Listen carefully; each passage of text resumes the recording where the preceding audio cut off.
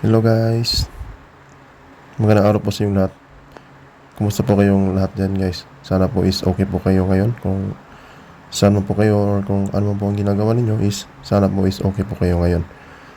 Bali, ang isi-share ko po sa inyo ngayon guys is kung paano makapagtrabaho sa Japan bilang isang factory worker.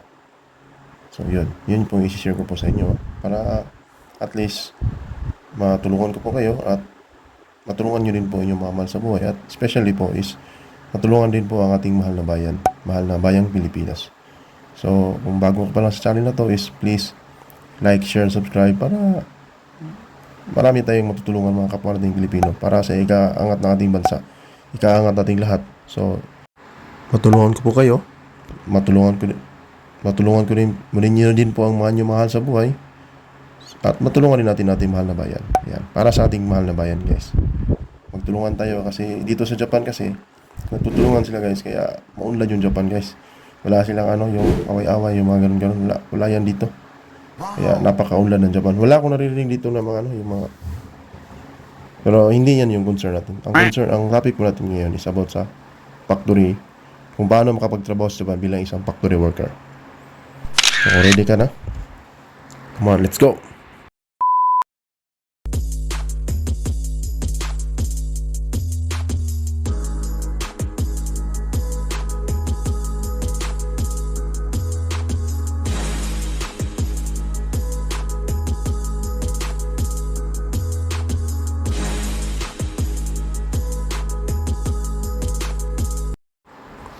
So, hello po ulit sa inyo guys. So, maraming salamat po sa mga nanonood, nag-like, nag-share at nag-comment. So, God bless you all guys. And please like, share and subscribe para sa mga updated po nating mga video sa susunod nating videos.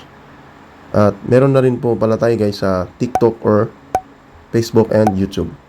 Kasi meron tayong iba mga mahal na subscriber na nagko-comment na sana meron din sa Facebook para yung iba kasi hindi lang marunong mag-YouTube so madali nilang i-share. Madaling maano sa ating mga kapwa. Matulungan natin ang mga kapwa.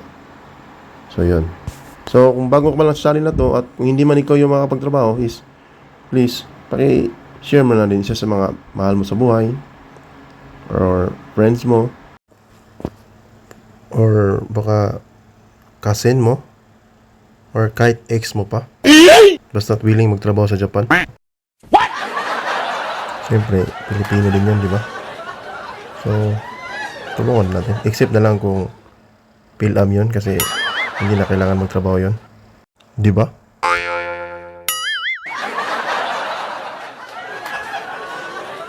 So, share lang tayo guys para share your blessing na lang din po. Kaya, yun.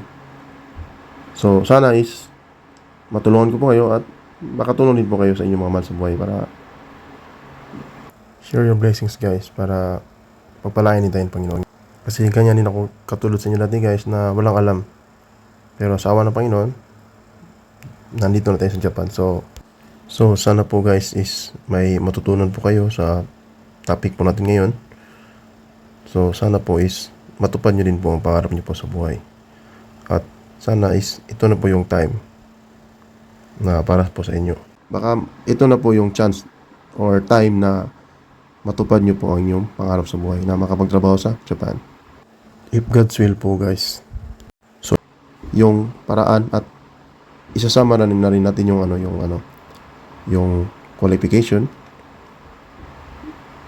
Then, at kung wala kayong agency is baka na natin dami kasi nagsishare kung anong agency so pwede rin naman natin na isama na din dito sa para pero depende na rin sa inyo guys kasi choice nyo po yan pero ang ano ito guys importante ito guys bali yung agency na isi-share ko po sa inyo guys kailangan din is i-check nyo po kasi malay natin meron mga changes tulad dati sa agency ko po is yun, bigla silang nag-stop. Malay natin kasi meron din kasi yun guys, yung tinatawag na expiration. Para na lang din yan, yung driver's license or kaya Yun, yung mga ganun. Sa mga, di ba, kahit sa pagkain nga, meron expiration date, di ba? So, meron din mga expiration yung mga, ano nila, yung mga license nila.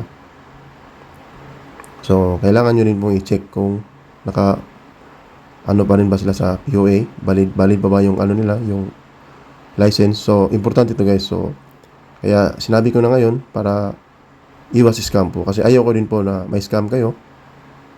Kasi, siyempre, sino ba naman sa atin ang gustong may scam, di ba? Wala. So, kahit ako, ayoko din may scam yung mga mahal kong subscriber. Kasi, hirap na nga tayo sa ating bayan. Tapos may scam pa tayo. So, di ba? Kaya, ingat-ingat lang po guys. So, kung ready ka na guys, gano'n ka na ng ballpen at papel para diretsahan na yung ano, yung good news na i-share ko po sa inyo. Bali, ano pala to guys, yung ano, yung kung paano makapagtrabaho sa Japan bilang isang factory worker. So, number 1 guys is kailangan mag-aral ka ng Japanese.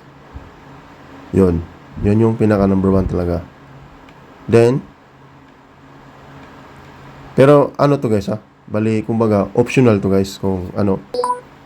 Kasi meron kasing ibang guys na walang ano, mga skills. Pero, kung gusto mo mag-skills, de, pwede rin. Pwede rin walang skills. Nasa sayo po yan. So, hindi po yan, ano, yung nasa sayo po yan. Hindi po yan, ano, yung tawag na required or mandatory. So, yun. Pero, mas maganda na rin po yung ano, kasi parang ano yan eh, kumbaga, bonus na rin po yan eh. So, yun. So, sana po is, maano nyo po yan. Then, meron po kayong passport. Yung valid na passport guys. Magpalagay na natin na ano, kahit mga 5 years. Yun. Yan lang po muna. Then, meron ka rin ano guys, yung updated na resume. Then, yung iba pa mga requirements is kasi lalo kasing ano, hahaba yung ano natin, yung video po. So, yan lang po yung ano natin. I-share ko po sa inyo. At, yung ano guys, gumawa ko po ng ano, ng resume. Tapos, i-submit mo doon sa kanilang ano. Pero, uulitin ko guys ha.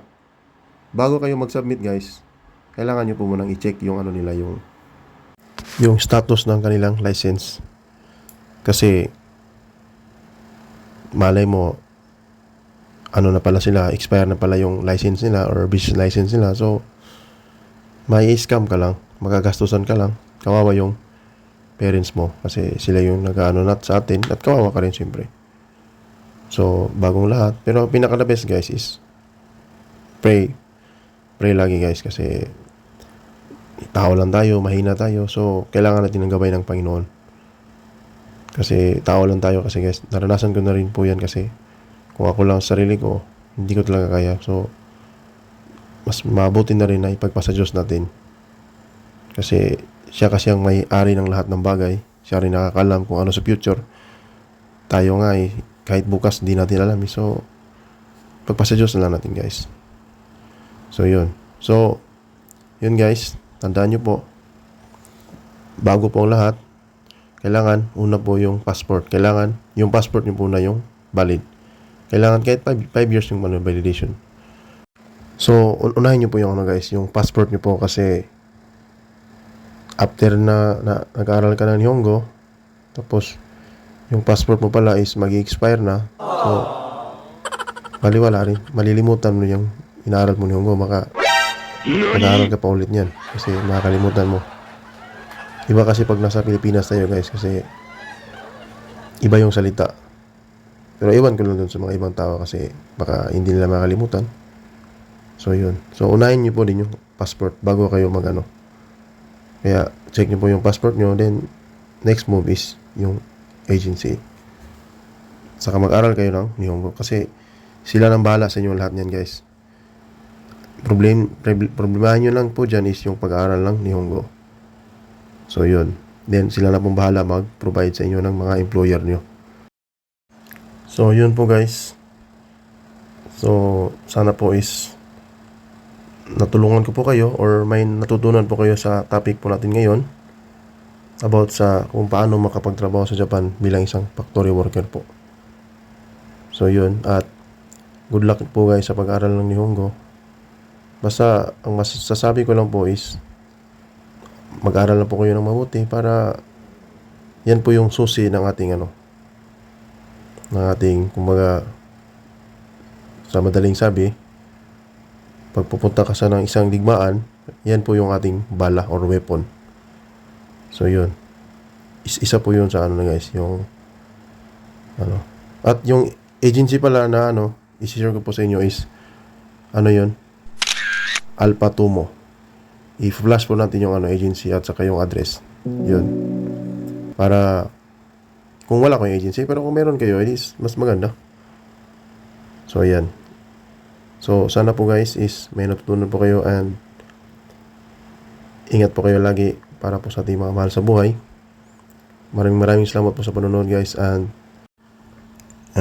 please share this video para po marami po tayong matutulungan mga gusto makapagtrabaho dito sa Japan bilang isang factory worker. So, share your blessings po guys para pagpalain din po tayo ng Panginoon, para makatulong din po tayo sa ating mga kapwa-tao. So, thank you po ulit guys, and sana po, good luck po. Sana po matupad nyo po ang pangarap nyo po na makapagtrabaho po dito sa Japan para matulungan nyo din po inyong mga mahal sa buhay. And good luck po, and mabuhay po ang Pilipino, mabuhay po ang Pilipinas. Ingat po lagi guys, and God bless you all po.